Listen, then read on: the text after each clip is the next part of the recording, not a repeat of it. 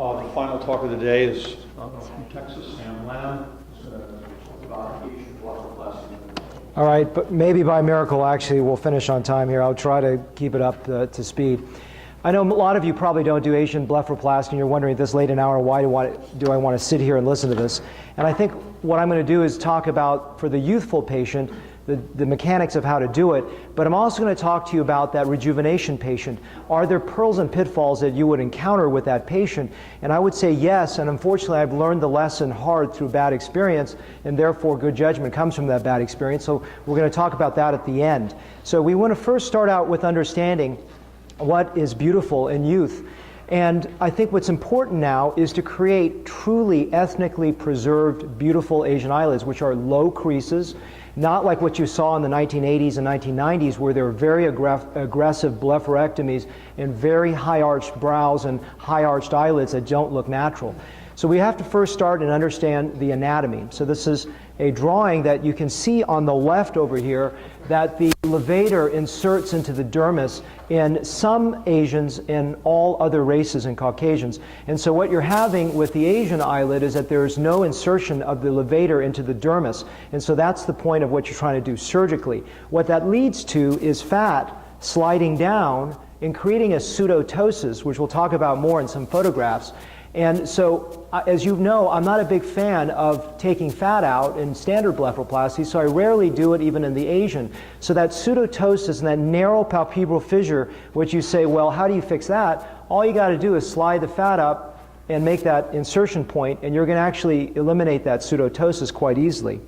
And who taught me all this was John McCurdy, who's passed away, and he's really had some amazing understanding of different types of sizes, but today I no longer do large or medium folds because I think they just don't look good. I just don't think they look ethnically preserved, and I think the patient can look a little unnatural. So almost all my patients, I'm removing 2, 3, 4 millimeters of skin, and I'm putting it about 6 to 8 millimeters above the ciliary margin. So how do you do it? So basically, what you do is you first mark out the patient, and actually before this, I put on some benzocaine, lidocaine, tetracaine, or BLT, and let that sit in for 30 to 45 minutes. What's great about that is they're totally numb because the skin is so thin. It's really, really great to put that on there. Then I mark out with a Castroviejo calipers the starting point, typically about 7 millimeters, and you have to stretch the skin out. If you see my middle finger here is pulling back on the skin. You want to do that until the lash is about perpendicular before you make that mark. So I make that mark, and then afterwards I go ahead and just connect the lines. And this is just showing in a relaxed state, and then when the lid is retracted upwards. And so there's different ways and different shapes that you can make. This one here is more of a parallel crease. You can make one with a little bit of a flare going out this way, and this is what's called a closed crease, which means that I'll show you some before and afters, have you understand that, but it goes inward here. An open crease is one that goes farther out this direction. I never go past the medial canthus because of fear of webbing, which is actually more prevalent in the Asian population. To show you some, this is about a month out, and this is a year out, and what you're seeing is some of that pretarsal edema that really persists for several months. And this is a closed crease with a flare. I hope that's clear, versus I'll show you this one, which is more of the exact opposite, which is an open and a parallel. So those are two opposite types, and the parallel typically goes with an open, and a closed goes with a flare, but not always. This is about, I believe, about a month out or so, and this is about 9 or 10 months out. I didn't see her after that. So it just shows you also, the other thing I want to show you is, do you see how she has some pseudo ptosis here? This is not true ptosis. This is just the fact that there is a better defined crease. You'll see that the side with a better defined crease actually has a higher aperture, palpebral aperture, whereas the side that has no crease or very minimal crease has a smaller one. And in most cases, you can actually get a more symmetric. This is another example where you can see a little pseudo ptosis, maybe one more on one side than the other, and then a year out you get a little more symmetry. Sorry there's more makeup, but I think she's just exuberant in the fact that she can put makeup on now. And just to show you another example of a small crease with a close and a slight flare to it. So let's talk about when you're encountering that 45-year-old, 65-year-old Asian patient in your clinic, and you're left with the idea that I'm going to do a brow lift on the person, or I'm going to do a conventional blepharoplasty on the person, and what are the pearls and pitfalls you should think about when you're seeing that patient? And unfortunately, I learned things the hard way, which is unfortunately I think how a lot of us learn things. And so the way that I've divided it, and I've written some text about this also, it's in Hoyler's book, a section on this, and just to understand the algorithm. So I divide this into three types.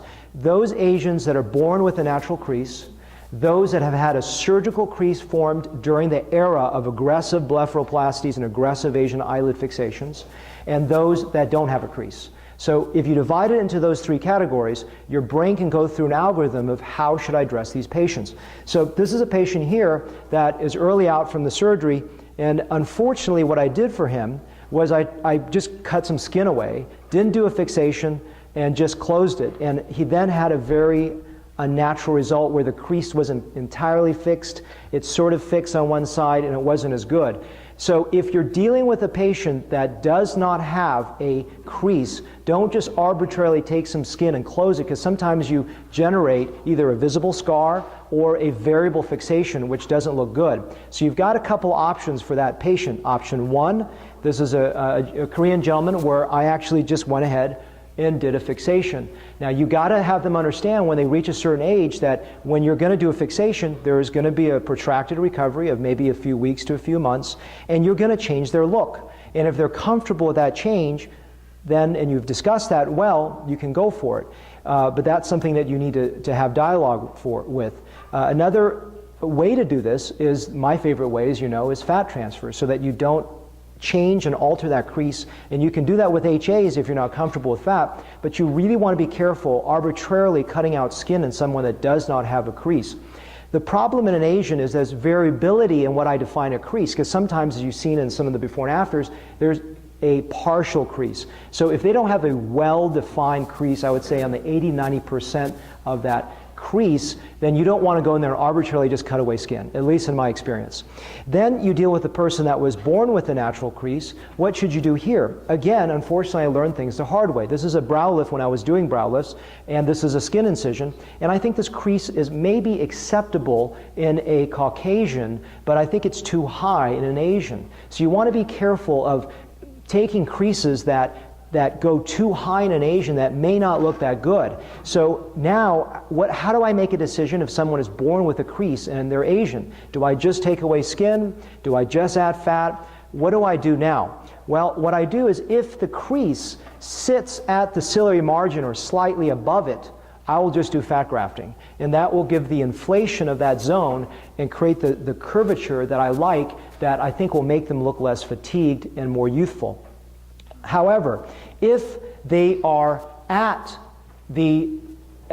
or below the crease here, where it's almost the ciliary margin and there's some redundancy of skin, I may take a little bit of skin away, and then I'll add some fat so that the crease height is preserved. It's not elevated, because my fear always is when you do a standard blepharoplasty, even in an Asian that's born with a crease, is that you're going to elevate that crease to a height that is more natural in a Caucasian, but may not be that natural in an Asian. So the final scenario is, what if they had a eyelid surgery back many years ago, and what are you going to do then? Unfortunately, again, I think this doesn't look that natural, and the reason is they've got all this, they had a very high fixation long time ago, and all that heavy brow skin, which is, as you know, distinct from eyelid skin, settled downwards. And then when I took that out, I took some brow skin out as well, and they get this very heavy looking weird crease that doesn't look entirely natural. And so you want to be careful with that. And again, because I guess I filter the world through fat grafting, I would be very cautious to do a brow lift or conventional blepharoplasty in a patient like this,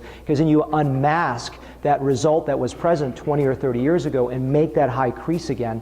Of course, you go through a very difficult relaxation of that crease fixation, try to bring it down, but I'm going to tell you, it's very, very difficult to do that. This is my mother. She's got true ptosis, and all I did was I put some fat in there. This is about 3 years out, and it actually camouflages it a little bit by lowering that crease height that looks more natural for an Asian. So there's a book that I wrote. I do get book royalties. I appreciate your attention. And this is my course I want to plug again in St. Louis in mid-November for hair. Thank you.